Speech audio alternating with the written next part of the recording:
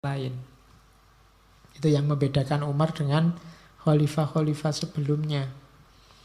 Dan nanti dalam sejarahnya, orang-orang Mawali inilah yang lama-lama memberontak pada dinasti Umayyah, dibantu oleh Bani Hashim, sehingga dinasti Umayyah jatuh, berdirilah dinasti Abbasiyah. Padahal sejak era Umar ini sebenarnya sudah diinisiasi, diawali untuk mbok kita hidup bersama yang egaliter saja, wong sama-sama manusianya. Di zaman Umar sukses teknik untuk merangkul ini, termasuk para Mawali. Tapi nanti di zaman selanjutnya mungkin balik lagi ke asal, merasa bahwa orang Arab adalah sayyidnya umat. Orang Arab itu levelnya tinggi. Nah, mikirnya begitu. Jadi di era Umar, hendaklah kita setara. Sama saja, saling membantu demi syiarnya Islam. Contoh egaliter lagi, Umar ini khalifah, tapi dekat sama pembantu-pembantunya. Itu cerita panjang, itu silahkan dibaca sendiri. Jadi satu ketika Umar ini situasinya panas, terus minta tolong pembantunya, aku pingin tidur, tidak bisa tidur karena panas, mbok tolong aku dikipasi sama pembantunya, sampai Umar ketiduran. Tapi lama-lama ngipasi, pembantunya juga ikut ngantuk. Akhirnya pembantunya ikut ketiduran. Begitu pembantunya ketiduran, Umar bangun. Terus lihat pembantunya, kasihan sekali dia. Panas-panas gini tidur. Kalau saya tadi kan dikipasi, akhirnya kipasnya diambil gantian. Umar yang ngipasi pembantunya. Begitu pembantunya sadar, wah dia tidak enak luar biasa, minta ampun-ampun. Tapi terus kata-katanya Umar, loh engkau ini kan manusia sepertiku. Engkau merasakan panas sebagaimana aku juga merasakannya. Aku hanya ingin membuatmu nyaman dengan kipas ini, sebagaimana engkau membuatku nyaman. Jadi raja sama, ya kalau sekarang mungkin ajudan-ajudannya. Jadi sifatnya egaliter, setara. Toh tidak jadi hina kan, meskipun seorang khalifah ngipasi pembantunya. Orang justru menganggapnya mulia, tidak masalah. Jadi itu karakter yang ingin dikembangkan oleh Umar bin Abdul Aziz. Orang kecil akhirnya semakin hormat sama beliau. Maka cari pemimpin yang egaliter. Berarti apa? Orang dari kelompok apapun, suku apapun, agama manapun diperlakukan setara. Terus tawadu. Tawadu itu rendah hati. Cirinya orang tawadu apa? Tidak ingin terkenal, tidak ingin menonjolkan diri. Jadi tawadu itu bukan yang kalau jalan terus sambil nunduk-nunduk. Nggak. Kamu kan sering kalau ada orang jalan, permisi ya sambil nunduk. Wah, tawadu sekali. Belum.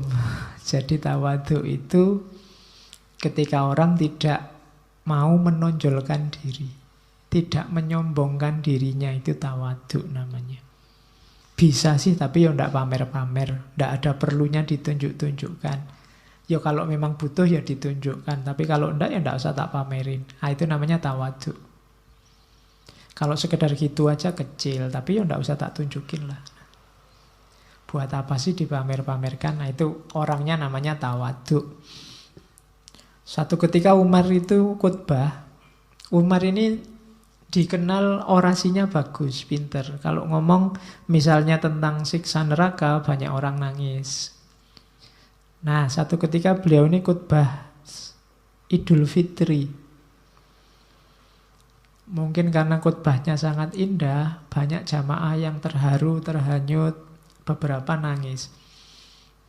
Nah Umar ini lihat, ini jamaah kok sama nangis semua. Tiba-tiba dia berhenti.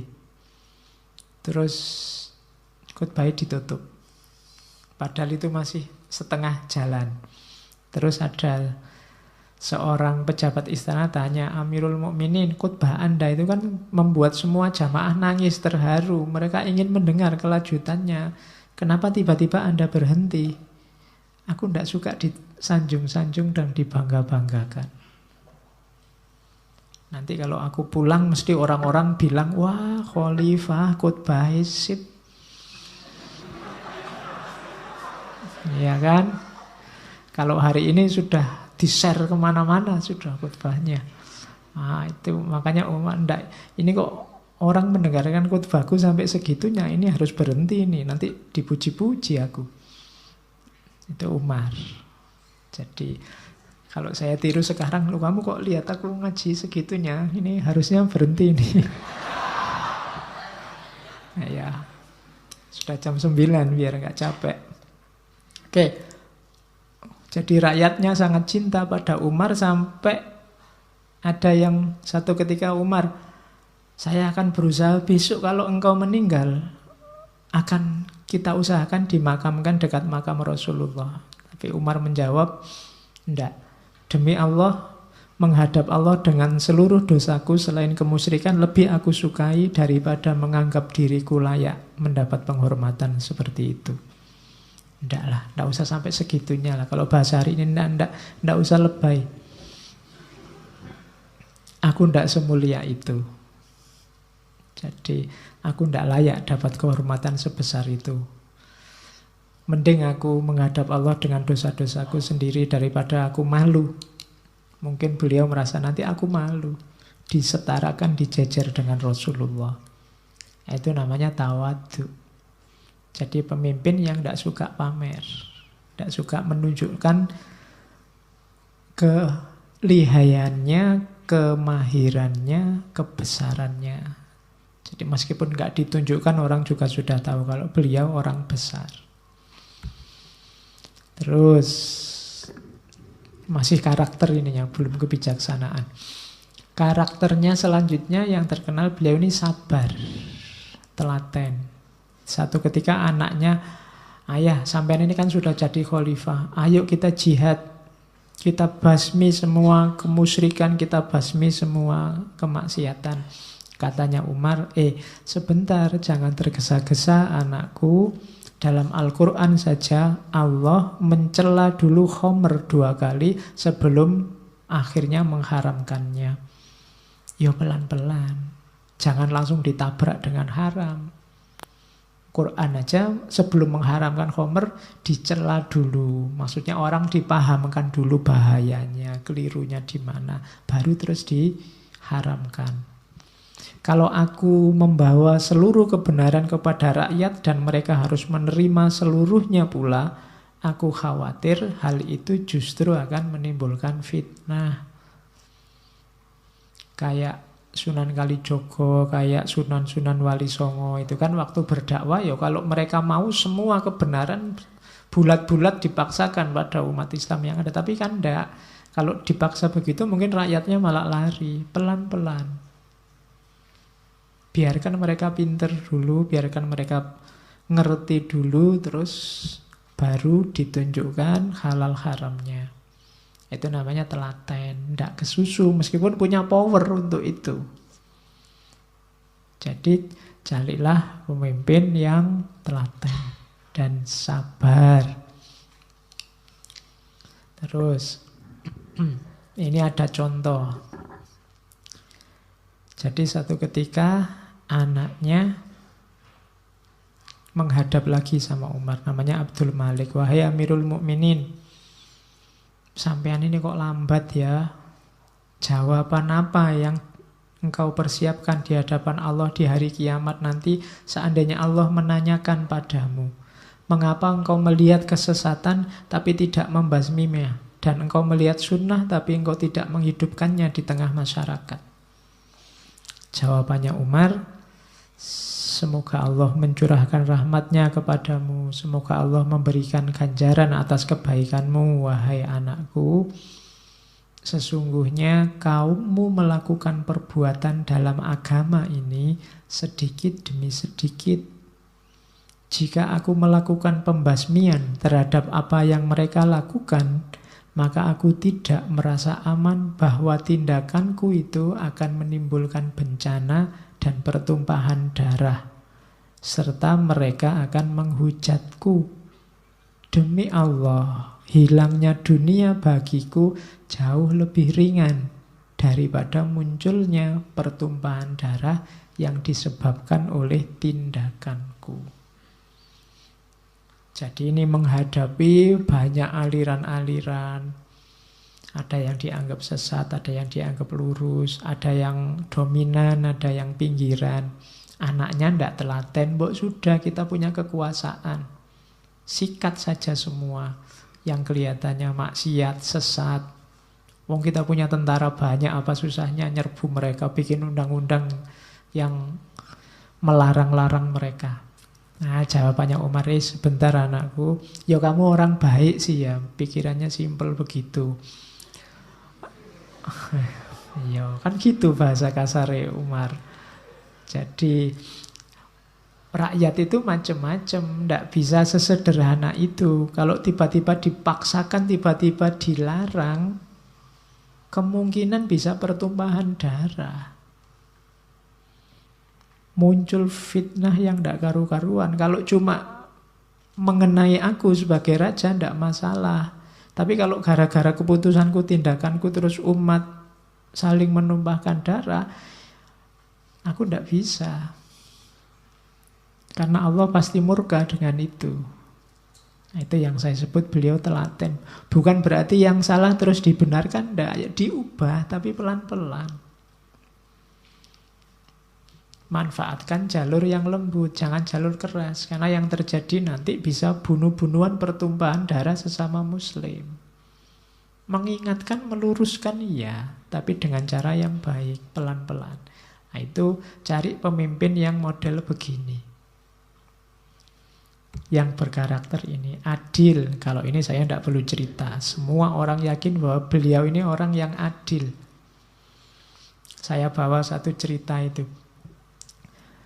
Jadi satu ketika khalifah ini ke Mekah untuk pokoknya kalau bahasa sekarang belusuan. Ya, belusuan ke Mekah. Terus nyari ada masalah apa, kalau ada masalah diselesaikan. Terus mau pulang lagi ke Damaskus. Dinasti Umayyah ibu kotanya di Damaskus. Damaskus itu, ya kalau sekarang Suriah yang hancur itu. Dulu orang menyebutnya Syam. Sebelum Islam datang, ini ibu kotanya Romawi Timur. Jadi Dimaski, Damaskus, Damsyik nama yang sama. Atau Syam, atau sekarang jadinya Suriah. Nah, Umar satu ketika dari Mekah ingin pulang, tiba-tiba ada orang datang, seorang warga. Orang ini bilang, aku sebenarnya dianiaya orang, tapi aku tidak sanggup cerita. Umar malah penasaran, kok apa sih maksudnya? Setelah dikejar-kejar, oh ternyata orang ini dizolimi oleh penguasa setempat. Hartanya dirampas, tapi kemudian dia dipaksa, kamu harus bersumpah tidak memperkarakan hal ini. Ya kalau bahasa sekarang, kamu harus bersumpah tidak lapor polisi. Bahasanya gitu. Tapi hartanya dirampas oleh penguasa. Tapi dia tidak tahan, terus begitu lihat kok ada Umar yang belusuan, terus didatangi. Begitu diceritain, Umar langsung datang ke rumahnya penguasa itu. Kok ya kebetulan penguasanya sedang sholat, pejabat daerahnya sedang sholat. Sholatnya lama dikusuk-kusukkan. Nah, begitu selesai sholat, terus dia tergopoh-gopoh menemui Umar. Dibentak sama Umar, jangan tipu aku dengan kekusukanmu. Ya, itu bahasanya Umar gitu. Ayo, kembalikan harta orang ini yang pernah kamu ambil dan minta maaf sebagai gantinya. Jadi sudahlah, tidak usah gaya kusuk. Urusanmu sekarang pokoknya balik kan gitu nek bahasa Jawa. Kembalikan harta orang ini yang kamu zolimi. Setelah itu dia bilang pada orang tadi, sekarang pergilah bawa hartamu, kamu tidak usah galau lagi, tidak usah mikir bahwa kamu melanggar sumpah. Nah, itu Umar. Jadi kalau urusan keadilan dia tegas, meskipun orangnya lembut. Terus ini juga terkenal karakter selanjutnya, beliau ini pembela du'afa, orang-orang lemah. Dia ini dasar pemerintahannya adalah kasih sayang pada umat, pada rakyatnya. Menghukum iya, cuma sesuai kadar kesalahan. Kalau bisa dimaafkan ya dimaafkan. Perhatian paling besar pada orang-orang lemah. Orang lemah itu orang tua, janda tua yang hidupnya susah. Bukan janda-janda muda yang masih, ya, keluarga yang punya banyak anak. Ini kan biasanya. Bahkan ceritanya di zaman Umar ini bayari orang untuk membimbing nuntun tunanetra. Jadi kalau ada tunanetra itu tidak ada tunanetra yang jalan sendirian di pinggir-pinggir jalan sambil membawa tongkat. Tidak ada. Zaman Umar ada yang selalu mendampingi karena dan mereka ini dibayari negara. Itu zaman Umar bin Abdul Aziz. Terus setiap kali ada peperangan mau diwanti-wanti jangan sampai menyakiti, membunuh wanita, anak-anak, tawanan dan seterusnya. Ini sudah lazim etika perangnya Islam. Tawanan juga diperlakukan yang baik. Tawanan termasuk golongan orang yang lemah. Dan para tawanan ini bebas menggunakan harta pribadinya. Kok kebetulan tawanan ini simpanannya banyak, ya tidak apa-apa menggunakan simpanannya. Itu diantara keberpihakannya. Malah ada cerita pencuri yang tertangkap, setelah diinterogasi dia bilangnya, saya ini lapar, keluargaku sudah berhari-hari tidak makan. Akhirnya malah dilepaskan, disangoni sama Umar. Jadi kalau ada orang kok kelaparan sampai mencuri, sementara tetangganya berlebih kaya raya, bukan salah yang mencuri. Jadi tidak mungkin orang semacam ini terus dikenakan potong tangan misalnya. Karena dia memang butuh. Jadi karakternya Umar, pembela du'afa. Nanti cerita-ceritanya banyak. Karakter selanjutnya beliau ini komunikatif. Saya bilang tadi dia pinter ngomong. Jadi orasinya bagus, retorikanya bagus. Itu contohnya. Ketika ada warga dizolimi, dia bilang, jangan khawatir, keadilan ada di depanmu. Dengan kalimatnya puitis. Ketika berhadapan dengan suami istri yang gegeran, dia bilang, kalian berdua sama-sama benar. Ini kalimat ampuh loh. Kalau kalian belo salah satu, biasanya hasilnya terus putus mesti. Tapi enggak, kamu sama-sama benar. Tinggal dimusyawarahkan saja enaknya gimana, kan gitu. Oke. Putranya sendiri, kalau pada putranya sendiri dia tegas. Kalau aku sampai tidak memperingatkan putraku sendiri, berarti aku ikut kezaliman. Kepada Khalifah Al-Walid bin Abdul Malik, jadi Umar ini waktu jadi gubernur Madinah, dia berani mengingatkan Khalifah. Cuma kalimatnya juga retoris. Dia pakai kalimat, Allah tahu bahwa Anda bukan khalifah pertama yang akan meninggal dunia. Jadi, kono pimpinan zolimnya luar biasa. Kan kita takut ngingetin. Didakwain aja pakai kalimat, ya ndak apa-apa sih. Sampean bukan pemimpin pertama yang akan meninggal. Sebelumnya sudah banyak pemimpin yang meninggal. Jadi berarti apa? Jabatanmu ndak abadi. Yang abadi justru setelah kamu meninggal itu. Makanya hati-hati, jangan zolim. Dunia ini cuma sementara. Berapa lama jadi presiden? 5 tahun cumaan. Nah, bahasa kasarnya ngono. Jadi jangan zolim. Terus katanya warga yang sayang sama Umar, saking sayangnya mereka bilang, kami akan selalu baik-baik saja selama Anda masih ada. Tapi Umar jawab, salah kalimatmu. Kalian semua akan baik-baik saja selama kalian tetap bertakwa pada Allah. Karena yang jamin kamu baik-baik saja itu bukan rajamu, tapi Allah. Nah, itu Gayanya Umar bin Abdul Aziz. Kalimatnya komunikatif. Oke, kita masuk sekarang ke yang sangat terkenal adalah kebijakan ekonominya. Saya tadi bilang Gemah Ripah Loh Jinawi Toto Tentrem Kertoraharjo. Gemah Ripah Loh Jinawi itu kondisi ekonominya luar biasa. Banyak riwayat yang menyebut bahwa di zaman Umar, amil zakat itu kesulitan nyari mustahik zakat. Jadi zakat ini diberikan ke siapa? Itu kebingungan mereka. Bandingkan sekarang ya. Yang wajib zakat sembunyi-sembunyi. Sampai di mal-mal itu ada yang nari zakat bikin stand. Kalau zaman Umar tidak sampai seperti itu. Kesadaran masyarakatnya tinggi untuk berbagi sehingga kesejahteraan sosial naik. Ada beberapa kebijakan ekonomi yang populer dari Umar. Yang pertama misalnya gaji buruh dinaikkan setara gaji pejabat istana. Jangan dibayangkan terus jadi besar, kebalik. Karena sebelumnya gaji pejabat istananya yang diturunkan. Jadi karena gaji pejabat istananya diturunkan, yang menaikkan gaji buruh setara pejabat istana tidak berat. Karena memang di antara kebijakan awalnya Umar, pemimpin-pemimpin yang tidak kompeten, baik secara kemampuan maupun secara moral diganti semua. Jadi pemimpinnya bagus-bagus semua, orientasinya bukan nyari uang dengan jabatannya, sehingga digaji tidak sangat besar pun tidak masalah. Jadi buruh orang kecil jadi sejahtera. Semua pejabat dilarang menggunakan uang negara, uang umat untuk modal usaha pribadi.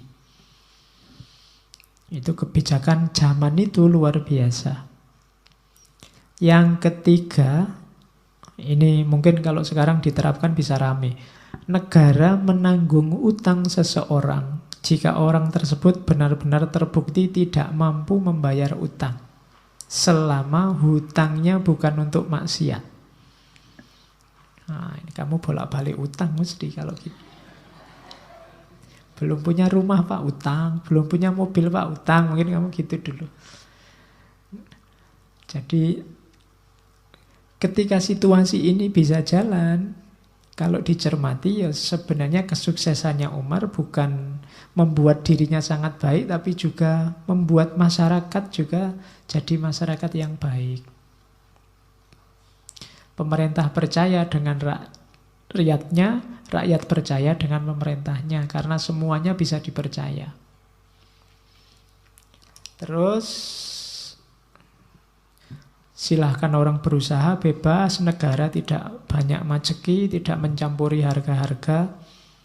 Tanah khoroj ini tanah rampasan perang, tidak boleh dijual, didaya gunakan saja untuk kepentingan umat Islam. Pajak petani diringankan.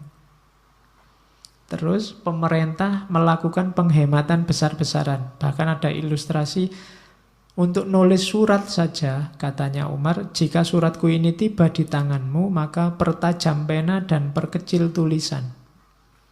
Gabungkan keperluan-keperluan yang banyak dalam satu lembar, karena kaum muslimin tidak memerlukan kata-kata yang panjang yang merugikan Baitul Mal. Jadi kalau mau nulis ya tidak usah bertele-tele basa-basi, maunya apa gitu aja. Pastikan penanya tajam, jadi nulis nggak usah ngulang-ngulang, ganti-ganti kertas. Terus ringkes keperluannya apa adanya. Itu gambaran bahwa penghematan, jangan boros. Kalau bisa hemat, mengapa harus boros? Kalau baju sedikit aja cukup, kenapa harus baju yang banyak? Kemudian juga orang-orang miskin dan terlantar, balita, yatim piatu yang orang tuanya gugur di medan perang dikasih tunjangan bulanan oleh negara. Nah, ini kebijakan ekonominya Umar bin Abdul Aziz. Termasuk ini yang populer, menghapus pajak untuk mu'allaf. Jadi kalau ada mu'allaf, meskipun dia kaya raya, kebijakannya Umar, pajaknya dihapuskan. Ya ini kan dalam rangka dakwah, biar banyak orang yang tertarik sama Islam. Tidak apa-apa meskipun dia kaya, tidak harus bayar pajak selama dia mu'allaf. Banyak gubernur yang keberatan, karena di wilayah yang dia kuasai, itu banyak orang-orang semula non-muslim, dia dapat pajak besar. Sekarang mereka pindah masuk Islam. Pajaknya menyusut banyak. Terus ngirim surat pada khalifah. Misalnya itu, Abdul Hamid bin Abdurrahman. Ngirim surat, mbok yo pajak untuk mu'alaf itu tidak usah dihapus. Jawabannya Umar bin Abdul Aziz, lupakan saja usulmu yang ingin tetap menarik pajak dari mereka. Ketahuilah sesungguhnya Allah mengutus Muhammad adalah untuk mengajak manusia beralih ke Islam, bukan untuk ditariki pajak. Ya. Setiap orang kafir yang masuk Islam harus diberi bagian harta zakat dan tidak dikenakan kewajiban membayar pajak. Jadi dia dapat zakat, tidak boleh membayar pajak. Yang mewarisinya adalah keluarganya, dan keluarganya tetap bisa dapat hak waris seperti halnya orang-orang Islam. Ya kalau tidak punya hak waris, warisannya jadi milik kas negara. Gubernur Mesir juga protes, dijawab oleh Umar bin Abdul Aziz, sesungguhnya Allah mengutus Muhammad adalah sebagai Rasul yang menunjukkan manusia pada jalan yang lurus, bukan sebagai penarik pajak. Jadi untuk hal yang baik-baik semacam ini Umar tegas. Jadi demi apa? Syiarnya Islam, kejayaannya Islam. Biar orang tertarik untuk masuk ke Islam dan terus mereka tahu isinya Islam yang baik-baik. Ini contohnya ilustrasi keberhasilan kebijakan ekonomi. Jadi suatu ketika Umar bin Abdul Aziz mengirim surat pada Hamid bin Abdurrahman, gubernur Irak, agar semua gaji dan hak rutin di provinsi itu dibayar. Balasannya Abdul Hamid, saya sudah bayar semua gaji dan hak-hak, tapi Baitul Mal masih banyak uangnya. Terus Umar merintah, kalau gitu cari orang yang dililit utang, tapi tidak boros, beri dia uang untuk melunasi hutangnya. Sudah dilakukan, Abdul Hamid nulis surat lagi. Saya sudah membayarkan utang mereka, tapi Baitul Mal masih sisa banyak. Umar merintah lagi, kalau ada orang lajang yang tidak punya harta, terus dia pengen nikah. Iya, seru ya. Seneng kamu. Nikahkan dia dan bayarlah maharnya. Abdul Hamid, kamu sing jomblo-jomblo santai kalau hidup zaman itu. Abdul Hamid terus balas menyurati Umar, saya sudah menikahkan semua jomblo yang ingin nikah. Tapi uangnya juga masih sisa. Terus Umar memikirkan, kalau gitu coba cari orang yang biasa membayar jizyah dan kharaj. Ini orang-orang mawali tadi yang terpinggirkan tadi. Kalau ada yang kurang modal, beri pinjaman pada mereka agar mampu mengolah tanahnya. Dan kita tidak nuntut pengembalian, kecuali nanti kalau sudah sukses setelah 1 atau 2 tahun. Nah, itu menggambarkan betapa suksesnya beliau meskipun hanya 2 tahun sekian bulan mengatasi problem ekonomi negara. Oke, yang ekonomi sudah. Sekarang tentang yang ilmu dan pendidikan. Saya bilang tadi Umar ini gurunya 33, yang 8 sahabat, yang 25 tabi'in. Maka beliau sangat concern dengan dunia pendidikan. Yang pertama-tama digarap oleh Umar adalah pendidiknya, guru-gurunya, dosen-dosennya. Yang digarap apa? Keluhuran budinya. Waktu dia ngangkat seorang guru untuk anak-anaknya, alasannya apa? Kok guru ini yang dipilih? Katanya, Sahal, aku memilihmu mengajar anak-anakku karena aku sudah tahu siapa kamu dengan sebenar-benarnya.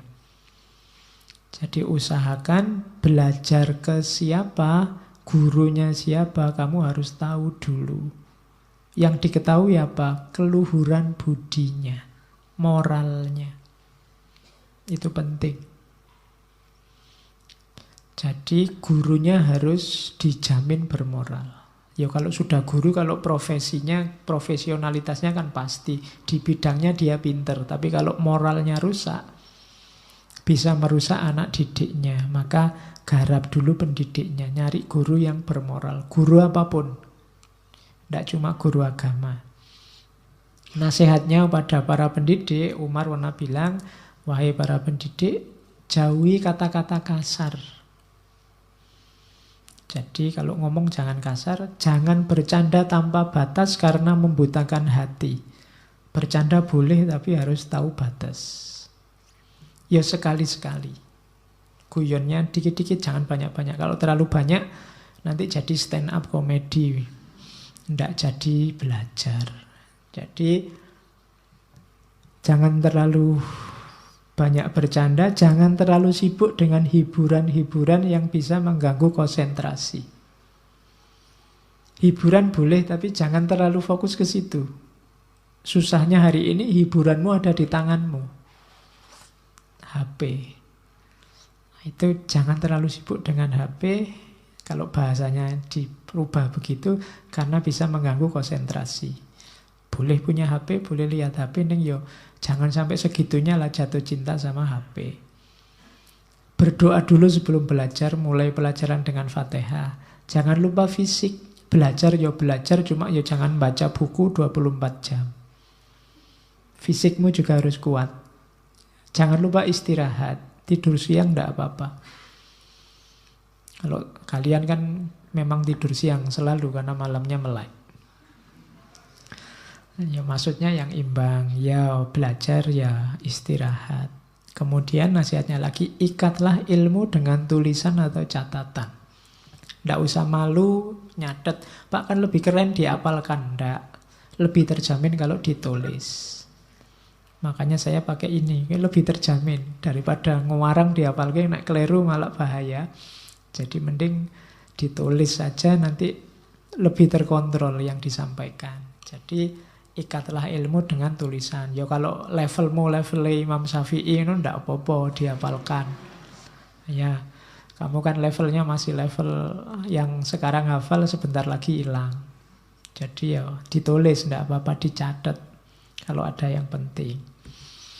Nah, yang paling terkenal lagi zaman Umar kan, yang mahasiswa tafsir, mahasiswa hadis pasti ingat bahwa di era inilah dimulai usaha kodifikasi hadis. Jadi mulai hadis dibukukan. Itu perintah suratnya pada Abu Bakar bin Hazm yang terkenal sekali. Himpunlah hadis-hadis Rasulullah, lalu tulislah, katanya Umar. Soalnya aku khawatir dengan melemahnya semangat kegiatan keilmuan dan hilangnya para ulama. Ditulis sajalah hadis-hadis itu karena kelihatannya generasi muda sudah mulai lemah semangat keilmuannya, sementara yang tua para ulama sudah banyak yang meninggal. Nah, jadi karena aku khawatir dengan situasi ini, tulislah hadis, cuma ya hati-hati, tulislah yang hadisnya Rasul saja. Sebarkan ilmu, adakan majelis-majelis taklim sebagai sarana bagi siapapun yang ingin belajar. Karena sesungguhnya ilmu itu selalu ada gunanya. Ini suratnya pada Abu Bakar bin Hazm. Jadi cari pemimpin yang perhatian pada ilmu dan dunia pendidikan. Selain fokus juga ke dunia ekonomi. Pembangunan. Logikanya Umar bin Abdul Aziz kalau dia ingin bangun, logikanya dua. Bangun itu untuk kesejahteraan, bukan untuk kebanggaan. Jadi kan banyak sekarang bangun yang untuk dipamerkan, manfaatnya tidak tahu. Untuk kebanggaan itu kan hanya untuk dilihat, dipamerkan, dibangga-banggakan. Nah, kalau logikanya Umar, bangun itu untuk kesejahteraan. Misalnya zaman Umar ada kedai sosial. Kedai sosial itu kayak rumah singgah yang didirikan di mana-mana. Siapa butuh nggak harus cari hotel, bisa nginep di situ gratis. Tugasnya misalnya itu, Umar memerintahkan Sulaiman bin Abu Sari untuk ngopeni kedai sosial. Katanya Umar, kalau ada warga muslim yang mampir, jamulah ia selama sehari semalam.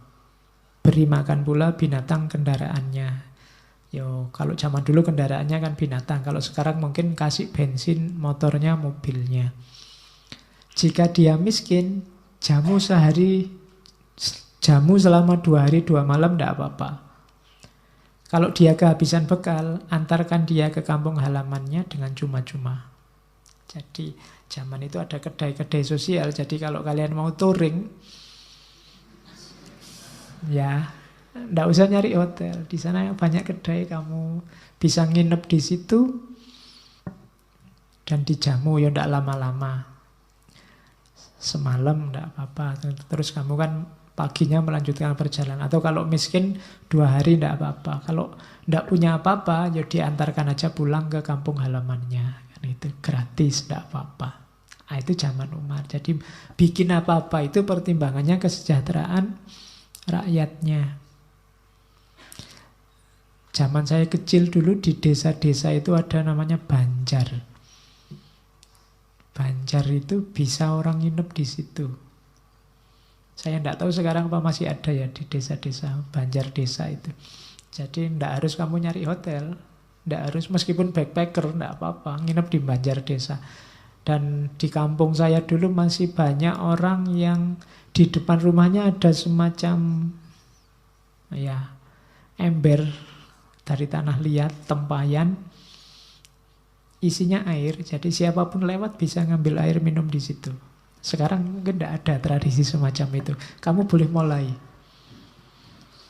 Ya kalau uangmu banyak, aqua.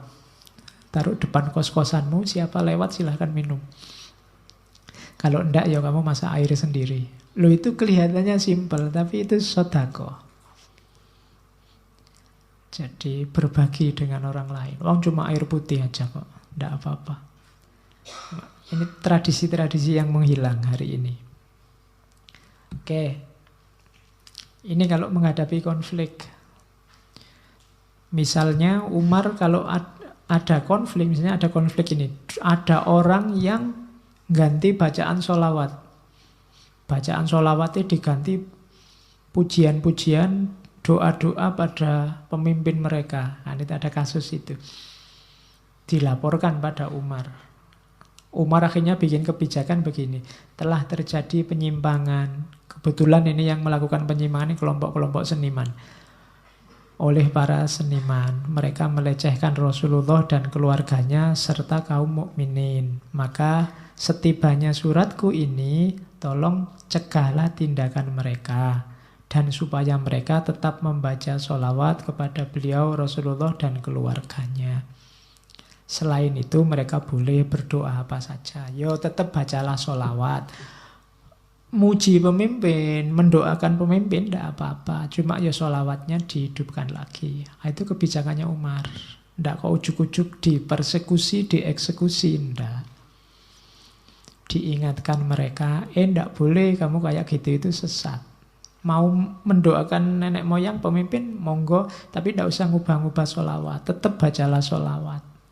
Itu namanya kebijakan. Satu ketika ada yang mencaci maki Umar. Gubernur Irak ngirim surat. Ada seseorang yang mencaci maki Anda. Aku menangkapnya dan bermaksud tak hukum, tak bunuh. Khalifah Umar segera balas. Lepaskan dan maafkanlah dia. Kalau sampai kamu berani membunuhnya, aku akan menghukum mati kamu. Ya. Jadi dia tidak. Kalau yang dicela pribadi, tidak usahlah pakai dihukum. Kalau kamu berani menghukum-hukum orang yang mencela, nanti orang malah tidak berani lagi ngeritik aku. Padahal kritik itu perlu untuk perbaikan. Yang tidak mau dikritik tidak akan jadi lebih baik, karena yang sekarang dianggap sudah baik. Ya yang sekarang ya insya Allah sudah baik, tapi kan di titik tertentu ada kelemahannya. Di situ gunanya kritik. Dan Umar sadar betul itu. Makanya jangan bungkem, jangan menghukum orang yang mengkritik. Mungkin orangnya kurang pinter sehingga kritiknya keluarnya caci maki. Itu yang ada di pikirannya Umar. Oke, satu ketika Umar ditanya tentang konflik antara Bani Hashim, Bani Umayyah. Ini kan konflik yang tidak selesai-selesai sepanjang sejarah Islam. Bani Hashim dan Bani Umayyah. Katanya Umar, itu kan peristiwa berdarah. Dan Allah menjaga tanganku dari peristiwa itu. Tetapi apakah aku tidak boleh membersihkannya dengan lidahku? Sahabat-sahabat Rasulullah mengumpamakannya sebagai penyakit mata, yang dalam mengobatinya tidak usah menyentuhnya.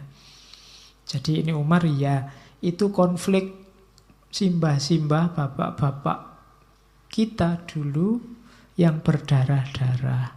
Alhamdulillah aku tidak terlibat. Tapi sekarang aku yang megang kekuasaannya umat Islam. Maka aku tidak akan ikut-ikut konflik itu. Dengan kekuasaanku mungkin aku bisa meredakan konflik ini.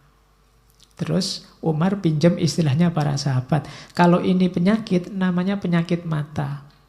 Penyakit mata itu mengobatinya harus berjarak. Tidak boleh langsung menyentuh matanya.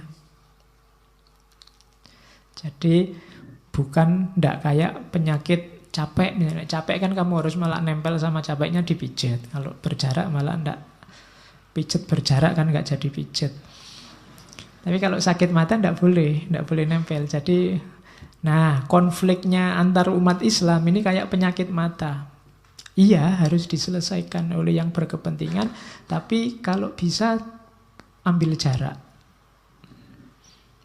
Jangan melibatkan diri. Karena begitu melibatkan diri di dalam biasanya terputar di situ.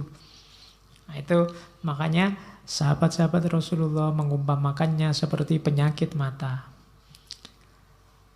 Yang monumental dari Umar bin Abdul Aziz lagi, di zaman Umar dihentikan caci maki pada sahabat Ali bin Abi Thalib. Sebelum eranya Umar, setiap kali khutbah Jumat itu selalu diakhiri dengan maki-maki Ali. Ya biasa itu dalam rangka rivalitas Bani Umayyah, Bani Abbasiyah. Disitulah nanti oleh Umar sudahlah dihentikan budaya caci maki itu. Umar merasa bahwa tidak mungkin saya mencaci maki orang yang dijamin masuk surga, pemimpin yang dicintai Allah, dicintai Rasulnya. Jadi tradisi ini harus dihentikan. Itu yang mungkin membuat Umar tidak populer di kalangan keluarganya sendiri Bani Umayyah. Dan itu nanti jadi awal. Setiap kali khutbah Jumat kan yang dibaca diganti dengan surat An-Nahl ayat 90 itu. Setiap khotib kan pasti baca itu. Innallaha ya'muru bil adli wal ihsan wa ita'i dzil qurba wa yanha 'anil fahsya'i wal munkari wal baghi ya'idzukum la'allakum tadzakkarun. Karena pasti baca itu khotib. Ini sebenarnya ijtihadnya Umar untuk ganti, karena sebelumnya setiap kali khutbah selesai isinya maki-maki. Nah, jadi dimanapun ada khutbah kok isinya maki-maki, kalau bisa digantilah. Itu dalilnya mana? Manut Umar bin Abdul Aziz. Jangan ada khutbah yang isinya maki-maki. Oke. Nah, saya membawa beberapa surat karena ada beberapa kitab yang isinya surat-suratnya Umar. Saya ambil beberapa yang unik-unik mungkin bermanfaat. Jadi satu ketika Umar ini dikomplain sama anak buahnya. Ada seorang hakim yang protes, kita ini kerjanya berat, tiap hari harus lembur, gajinya nggak seberapa, saya pingin mundur sajalah. Terus dikirimi surat oleh Umar. Kawan, bayangkanlah olehmu para penghuni neraka yang harus terus begadang karena kesakitan menahan siksa untuk selamanya. Aku yakin hal itu akan menggugah kesadaranmu dan kembali berbakti pada Allah. Jangan sampai ketakutanmu menyimpang dari jalan yang benar dan justru membuatmu kehilangan harapan dan bernasib buruk di sisinya. Kalau kamu mengeluh, kamu capek, tidak sempat tidur, dan ini jadi alasan kamu tidak serius, sehingga kamu menyimpang dari jalannya, berarti kamu besok masuk neraka. Ingatlah, di neraka kamu begadang terus. Nggak mungkin kamu di neraka sempat tidur. Jadi makanya sudahlah kerja sesuai tanggung jawab kewajibanmu secara serius. Karena tugasmu itu. Nah, itu. Ini ngirimi surat pada pejabat-pejabat yang males, yang tidak tanggung jawab. Ada lagi surat dari Gubernur Abu Bakar bin Hazm. Ini sebenarnya permohonannya masuk akal. Cuma Umar tadi kan hati-hati dan mengutamakan kesejahteraan rakyat. Jadi beliau ini minta lampu di jalan yang menuju masjid. Jalan ini kan gelap. Kalau untuk sholat isya sama sholat subuh. Sebenarnya yang dikirimi khalifah sebelumnya, Khalifah Sulaiman. Cuma ini diteruskan khalifahnya oleh Umar, ya otomatis yang harus jawab suratnya Umar. Tapi terus dijawab oleh Umar, aku sudah membaca suratmu Ibnu Hazm, karena Khalifah Sulaiman sudah tidak ada, maka sebagai penggantinya, aku yang harus menanggapinya. Aku sudah paham permintaanmu. Tapi sejak dulu aku melihatmu biasa keluar rumah menuju masjid pada malam yang gelap gulita tanpa penerangan sama sekali. Dan aku pikir waktu itu keadaanmu sama seperti sekarang. Jadi sebaiknya lupakan saja keinginanmu itu. Sekian dan mudah-mudahan kamu selalu selamat sejahtera. Jadi bahasa kasarnya, kebutuhan negara banyak.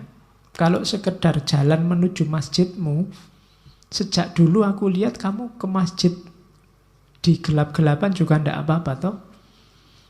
Jadi daripada uangnya aku boroskan untuk ini, ada yang lebih penting. Jadi lupakan saja permintaanmu itu, semoga kamu selamat. Nah itu jawabannya Umar. Ini namanya prioritas.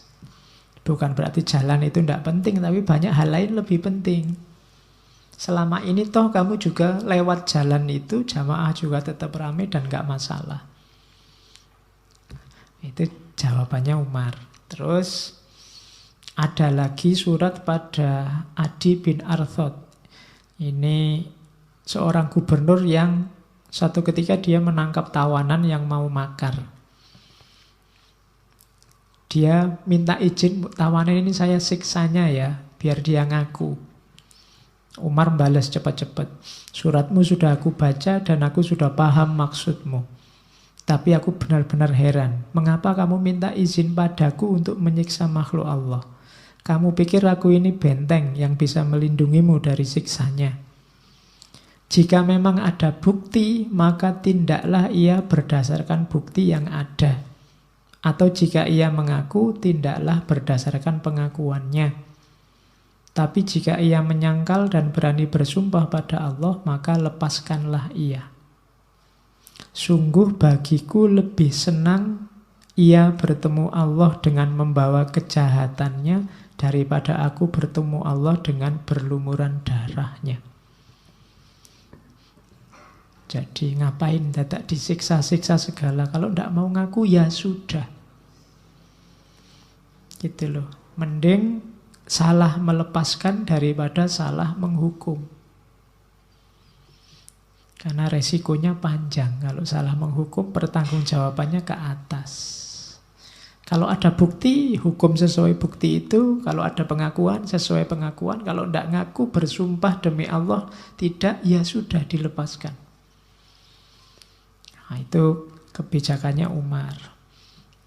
Terus ada lagi, pokoknya malam ini saya kasih banyak gambaran pemimpin ideal versi dunia Islam. Satu ketika anaknya pinjam duit untuk kawin pada ayahnya. Malah dimarahi sama Umar. Demi Allah, aku sudah membaca permintaanmu yang amat bodoh itu. Asal kamu tahu, masih banyak anak cucu sahabat muhajirin yang belum beristri karena ketidakmampuannya. Masih banyak jomblo-jomblo yang penasaran, tersingkirkan. Kalau mau kawin, kamu jual saja tanah keluarga, lalu uangnya kamu gunakan untuk memenuhi keperluanmu itu. Pantang bagiku mengambil harta Allah untuk kepentingan pribadi atau keluarga. Jadi anaknya sendiri mau kawin, pinjem uang negara ndak boleh, apalagi orang lain, apalagi dirinya sendiri. Mending uangnya dipakai untuk membantu menikahkan putra-putra muhajirin, putra-putra ansor yang miskin, yang sulit menikah karena nggak punya biaya. Nah, itu Umar. Oke, itu contoh surat. Baru sekarang kita lihat ada beberapa pemikiran-pemikirannya yang mungkin penting. Kurang 10 menit. Oke, ini salah satu pidatonya. Suatu ketika Umar pidato begini, para hadirin sekalian, sesungguhnya dunia ialah ajal yang terbatas, harapan yang terkurangi, dan pengantar ke negeri yang lain. Mudah-mudahan Allah menyayangi orang yang selalu memikirkan urusannya, menasehati dirinya, takut kepada Tuhannya, berusaha mengurangi dosanya, dan menerangi hatinya. Perhatikan hal-hal itu. Yang pertama, hiduplah secara serius. Jadi memikirkan urusannya. Yang kedua, nasihati dirimu. Kalau dalam agama namanya muhasabah.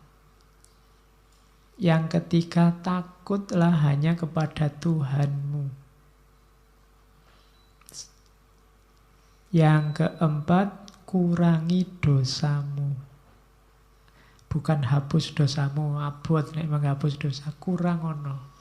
Yang biasanya suka bohong sehari 3 kali, ya kurangilah 2,5 kali misalnya. Ya, tidak terlalu, biasanya bohong teman, ini tidak terlalu bohong, dikurangi, dan terangilah hatimu.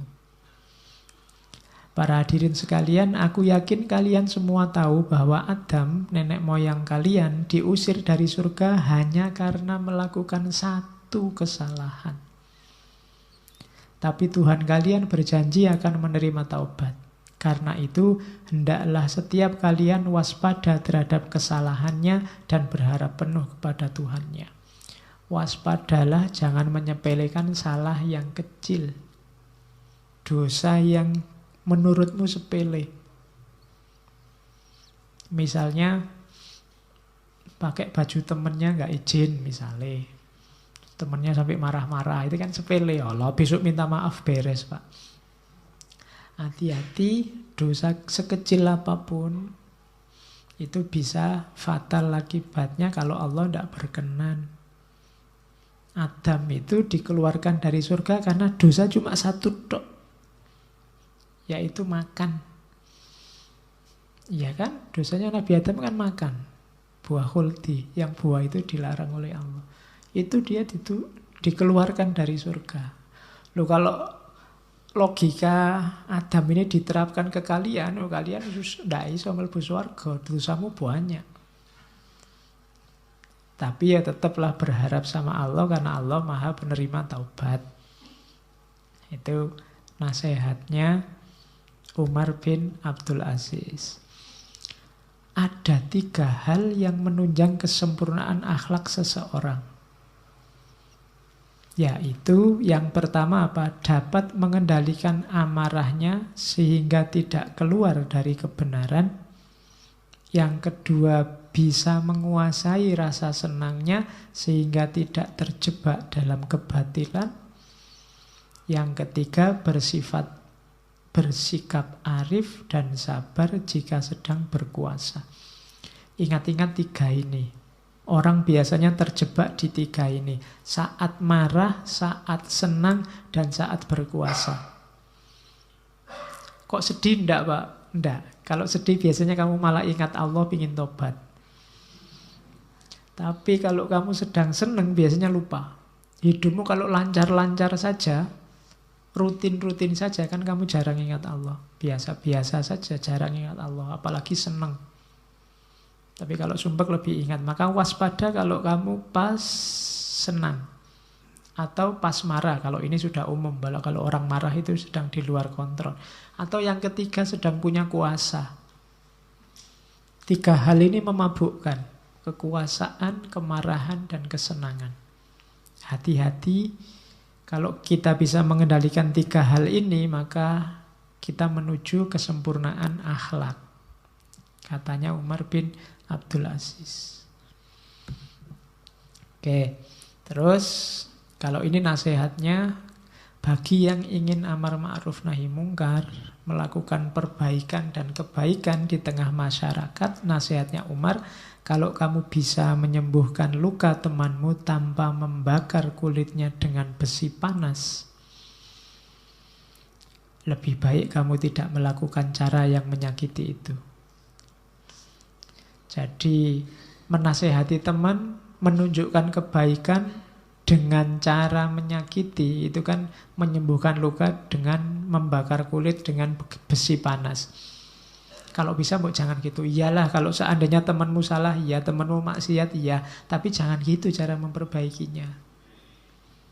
Karena tujuanmu mengobati luka, tapi hasilnya adalah luka baru yang lebih sakit. Amar ma'ruf iya, nahi mungkar iya, tapi jangan dengan cara yang lebih menyakiti. Karena itu sama dengan mengobati luka dengan besi panas. Nah, itu petuah dari Umar bin Abdul Aziz. Tuntutlah ilmu karena ilmu adalah hiasan bagi orang kaya dan pertolongan bagi orang miskin. Tidak ada seorang pun yang tidak membutuhkan ilmu. Sedapat mungkin jadilah orang yang menguasai ilmu atau yang mempelajarinya atau yang mencintainya atau paling sedikit tidak membencinya. Kalau mungkin jadi orang yang menguasai ilmu. Kalau tidak bisa, ya kayak kita ini paling tidak orang yang mempelajari ilmu. Kalau tidak bisa, belajar saja tidak sempat, tidak apa-apalah. Paling tidak kamu cinta sama ilmu. Kalau cinta saja tidak bisa, Pak, nggak bisa Pak saya cinta. Ya sudah, paling tidak jangan benci sama ilmu. Ini menunjukkan bahwa ilmu itu sangat penting. Kalau bisa dikuasai, dikuasai. Kalau belum bisa, dipelajari. Dipelajari kok masih tidak bisa, ya paling tidak kamu cintai. Dicintai kok susah Pak, ya tidak, paling tidak kamu tidak benci lah sama ilmu. Itu nasihatnya Umar. Oke. Ini satu ketika sebelum beliau meninggal ada yang tanya, wahai Amirul Mukminin, tidakkah engkau mau mewariskan sesuatu pada anak-anakmu? Sampean ini hidupnya kok sederhana sekali. Lah nanti tinggalannya apa pada anak-anak? Jawabannya Umar, apa yang ingin kuwariskan? Aku tidak punya apa-apa. Lu mengapa engkau tinggalkan anakmu dalam keadaan tidak punya apa-apa? Jawabannya Umar, jika anakku orang soleh, Allah yang akan mengurus orang-orang soleh.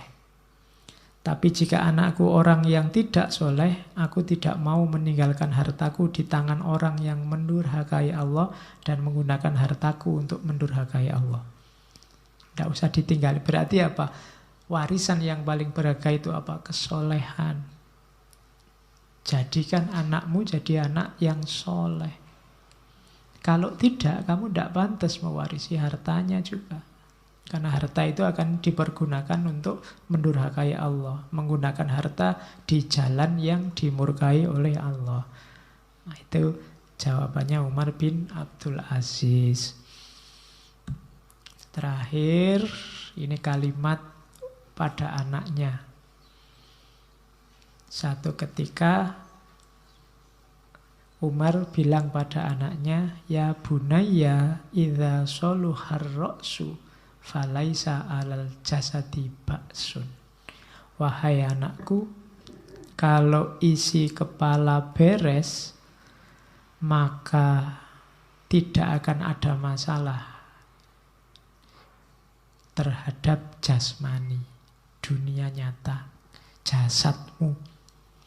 Jadi kalau isi kepalamu beres, hidupmu akan beres. Falaisa alal jasadi baksun itu, maka tubuhmu tidak akan punya masalah apa-apa. Berarti yang dibereskan pertama apa? Isi kepala, pikiran, ilmu. Dunia ini kacau karena ro'esnya tidak soleh. Isi kepalanya tidak beres. Kalau isi kepala beres, maka laisa alal jasadi baksun. Kalimat ini diucapkan oleh Umar sama anaknya karena satu ketika anaknya ini melihat ada segerombolan domba, di tengah-tengahnya ada serigala. Tapi kok dombanya malah aman, tidak dimakan tuh oleh serigala. Kok bisa begitu? Jawabannya Umar, idza soluhar ra'su falaisa alal jasadi baksun. Kalau kepalanya beres, berarti apa? Meskipun dia serigala, isi kepalanya bukan isi kepala untuk memangsa. Jadi domba-domba pun aman. Meskipun dia punya kemampuan, serigala itu punya kemampuan untuk makan semua domba itu. Serigala itu tidak makan. Kenapa? Mungkin serigala itu isi kepalanya beda. Nah, ya. Kalau isi kepalanya biasa itu kan kiasan untuk menjelaskan ini. Bahwa kalau isi kepalanya lurus, ya mungkin habis domba itu. Tapi soluhar ra'su, isi kepalanya soleh.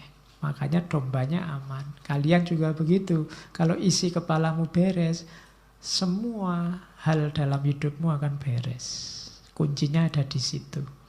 Yang di luar diri tidak bisa mempengaruhimu. Kalau isi kepalamu sudah tertata, rapi, beres. Oke.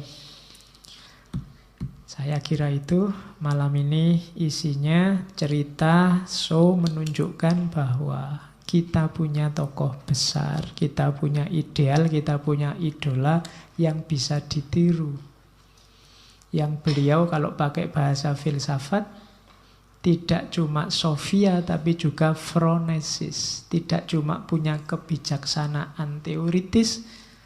Tokoh-tokoh yang banyak kita kaji kemarin-kemarin kan teorinya bagus-bagus tapi hanya teori. Hanya konsep. Beliau ini kebijaksanaannya sudah kebijaksanaan praksis. Namanya phronesis. Perilakunya bijaksana, tidak cuma pikirannya yang bijaksana. Kalau sofia itu kan kebijaksanaan tapi pikiran. Nah, beliau ini Umar bin Abdul Aziz ini orang kalau mau belajar tidak buka buku tapi lihat aja sejarah hidup beliau yang beliau lakukan. Itulah pelajarannya.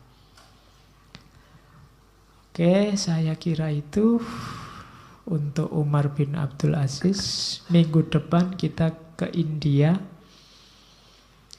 Ketemu Sultan Akbar Agung, Jamaluddin Muhammad Akbar. Kalau besok lebih filosofis gagasannya karena beliau punya dengan kekuasaannya menggagas model keberagamaan baru namanya dini ilahi. Yang nanti bisa mirip-mirip ditandingkan dengan tokoh terakhir kita Sultan Agung. Oke, saya kira itu untuk sesi malam hari ini. Kurang lebihnya mohon maaf. Wallahul muwaffiq, wallahu a'lam bissawab. Wassalamualaikum warahmatullahi wabarakatuh.